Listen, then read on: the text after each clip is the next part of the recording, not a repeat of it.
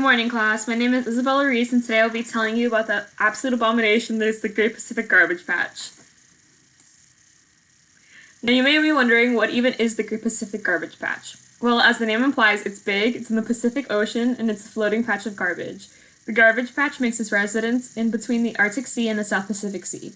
The currents from these two bodies of water push together plastic and other waste from countries like China, Indonesia, the Philippines, and the United States.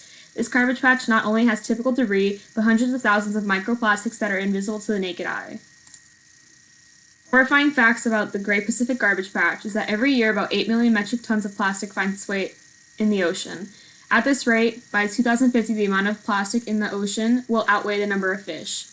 The Great Pacific Garbage Patch is 4 times the size of France. In the garbage patch, there are an accumulation of 24 million cigarette butts, almost 2 million food wrappers, 1.5 million plastic beverage bottles, 1 million plastic bottle caps, almost 800,000 plastic grocery bags, almost 700,000 of straws and stirrers, almost 700,000 of plastic takeaway containers, 6,500 plastic lids, and almost 600,000 foam containers. All these things have horrible effects on marine life.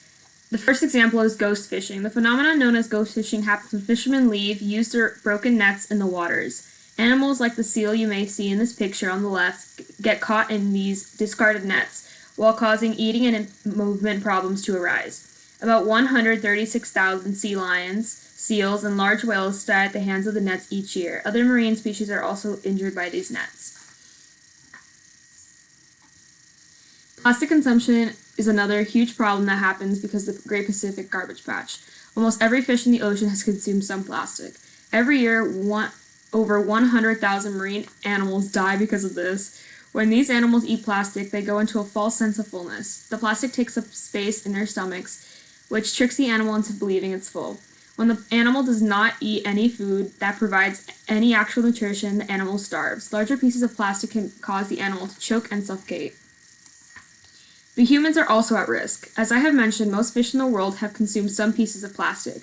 Now, a large part of the human diet is fish, meaning that most of us who eat fish have microplastics in us. These plastics release harmful toxins which harm us in the long run. By ignoring the garbage patch, we are only hurting ourselves. Even though this garbage patch is obviously a horrible thing, no country seems to want to take responsibility. The patch is far enough that no country feels it falls under their jurisdiction, but it is so small that it is so big that any country that claimed it would go bankrupt trying to clean it.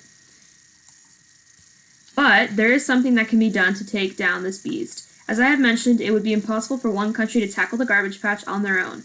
But if all the nations united and worked together, ridding our oceans of this island of trash could be possible.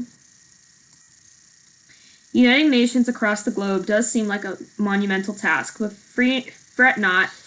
There are things that you can do in your own home to help. By using reusable cups, straws, bottles, and cutlery, you can help limit the amount of plastic and eventual microplastics that will end up in our oceans. The end. Thank you for listening, and thank you for your time. I did it.